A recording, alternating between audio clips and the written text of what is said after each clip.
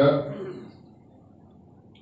ఈ మున్సిపాలిటీలో ఒక సంవత్సరం క్రితమే అవిశ్వాస తీర్మానం పెట్టి ఆ తర్వాత అధికార పార్టీ యొక్క బెదిరింపులకు అవిశ్వాస తీర్మానాన్ని తలపెట్టినటువంటి కౌన్సిలర్ సోదరులందరూ కూడా ఆ రోజు ఉన్నటువంటి ఎమ్మెల్సీకి ప్రభుత్వానికి భయపడి తలొగ్గారు. కానీ కాంగ్రెస్ ప్రభుత్వం వచ్చిన తర్వాత ఈ జమ్మిగుంట మున్సిపాలిటీలో జరుగుతున్నటువంటి అవినీతి, చైర్మన్ చేస్తున్న అవినీతి, అదేవిధంగా ప్రభుత్వ జీవోల్ని ఆసరా చేసుకుని ప్రభుత్వ భూముల్ని కొల్లగొడుతున్నటువంటి కొంతమంది కౌన్సిలర్లు కొల్లగొడుతున్నటువంటి అవినీతిని ఈ మున్సిపల్ కౌన్సిలర్లు ప్రజల చేత ఎన్నుకోబడినటువంటి 30 మంది కౌన్సిలర్లని కౌన్సిలర్లుగా కాకుండా ప్రజాప్రతినిధులుగా కాకుండా ఓ ఎమ్మెల్సీ చెప్పు చేతుల్లో ఉండే విధంగా లేకపోతే నాయకులుగా చూడకపోవటం, వాళ్ళకి స్వేచ్ఛను ఇవ్వకపోవటం, 30 మంది కౌన్సిల్లో ఉంటే అది చైర్మన్ గుప్పిట్లో పెట్టుకొని ఈ కౌన్సిల్ నడుస్తున్నట్టుగా స్వేచ్ఛ లేనటువంటి కౌన్సిల్ నడిచింది. ఎన్ని రోజులు కాంగ్రెస్ ప్రభుత్వం ఏర్పాటు అయిన తర్వాత ఈ ప్రజా వ్యతిరేక పాలన రాష్ట్రంలో ఎలా అయితే అంతమందిందో ఈ జమ్మిగుంట పట్టణంలో కూడా అంతమందాలని కౌన్సిలర్లు అందరూ కలిసి వాళ్ళు అవిశ్వాస తీర్మానం పెట్టారు. పెట్టి మా పార్టీని ప్రభుత్వాన్ని కోరినప్పుడు, నాయకత్వాన్ని కోరినప్పుడు, ప్రణబ్ బాబు గారిని కోరినప్పుడు, మంత్రి గారిని, గౌరవనీయుల పెద్దలు పొన్న ప్రభాకర్ గారిని, మంత్రివర్గాన్ని కోరినప్పుడు కూడా మీ అవిశ్వాసం నెగ్గాలని కోరుతున్నాం, ప్రభుత్వ పరంగా ఏ సహాయం అయినా చేస్తామని చెప్పి మాట పెట్టడం జరిగింది. కానీ నిబంధనలకు విరుద్ధంగా జమ్మిగుంట కార్యాలయానికి అటెండ్ కాకుండా సుమారు 13-14 మంది కౌన్సిలర్లు పారిపోయి టెక్నికల్ గా అవిశ్వాసం వీగేట్టుగా చేసి ఇవాళ మేమే ఈ పరిపాలిస్తున్నామని చెప్పారు. కానీ 25 రోజుల పాటు వార్డులను వదిలేసి, ప్రజల్ని, కుటుంబాలను వదిలేసి ఇక్కడ ఉన్నటువంటి ప్రజా వ్యతిరేకమైనటువంటి ఈ కౌన్సిల్ ని చైర్మన్ ని తిప్పాలని చెప్పి దృఢ నిశ్చయంతో పోయి వాళ్ళు ఓడిపోయారు. అయినా స్పష్టంగా విలేకరుల సోదరులకు, ప్రజలకు అందరికి చెప్పగలిసిన విషయం ఏంటంటే మొన్న 30వ తారీఖు 31వ తారీఖుతో గ్రామ పంచాయతీ టర్మ్ అయిపోయింది.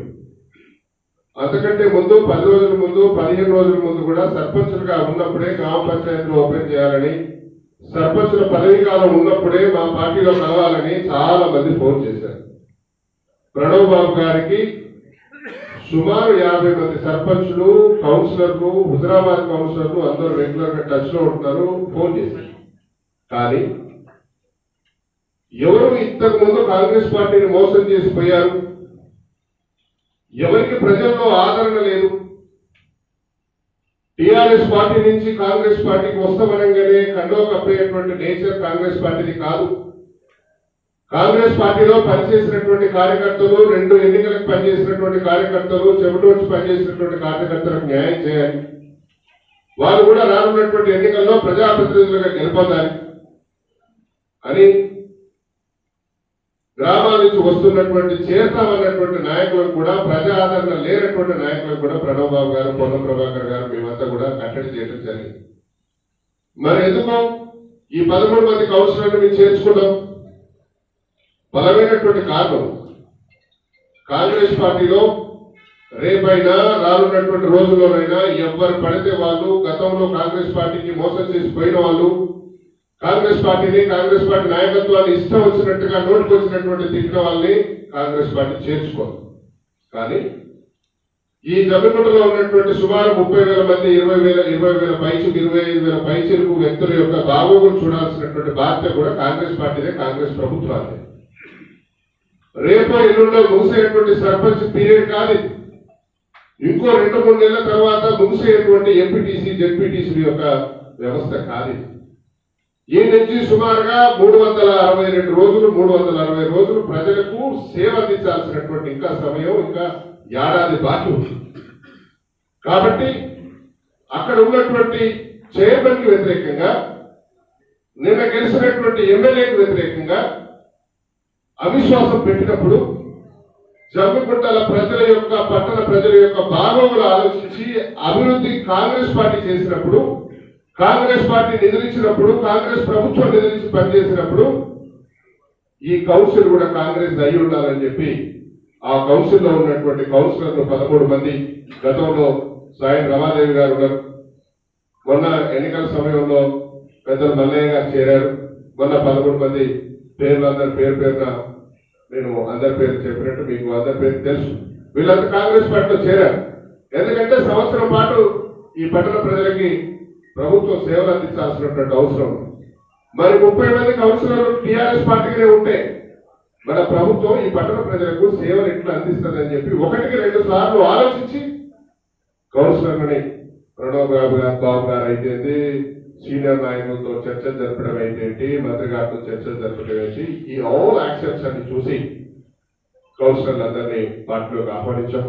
రేపు కూడా పార్టీకి లాభం జరుగుతుంది, ఎంపీ ఎన్నికలకు లాభం జరుగుతుంది, స్థానిక సంస్థల ఎన్నికలకు లాభం జరుగుతుంది అనుకున్నప్పుడు పార్టీకి కాంగ్రెస్ పార్టీకి న్యాయం జరుగుతుంది. గతంలో తర్వాత ఏ నష్టం జరగలేదన్నప్పుడు ప్రతి ఒక్కరిని కూడా కాంగ్రెస్ పార్టీకి ఆహ్వానించక తప్పదు.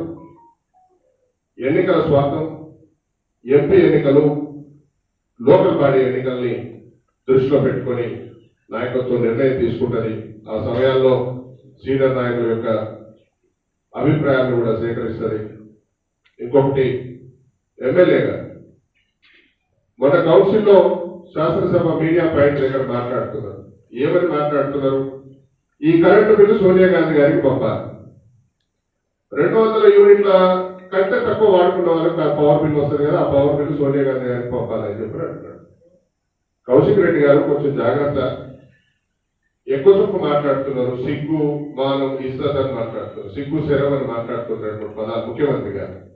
ఖబర్దార్ చెప్తున్నా, మీరు కట్టిస్తా అన్న డబుల్ బెడ్రూమ్ ఇల్లు మీరు ఇస్తా అన్న 3 ఎకరాల ఇల్లు, 3 ఎకరాల భూమి, ఈ డబల్ బెడ్రూమ్లు ఇవ్వలేదు కదా. మరి డబల్ బెడ్రూమ్ లేని వాళ్ళు, ఇల్లు కూడుకున్న నీళ్ళు లేని వాళ్ళు, నిల్వ నీడ లేని వాళ్ళ కుటుంబాలని నీ ఏడంతి ఇంట్లో పండబెట్టాలా, నీ హుజరాబాద్ ఇంట్లో పండబెట్టాలా, వాళ్ళందరినీ తీసుకొచ్చి నీ కేసీఆర్ ఇంట్లో పండబెట్టమంటావా, కేటీఆర్ ఇంట్లో పండబెట్టమంటావా?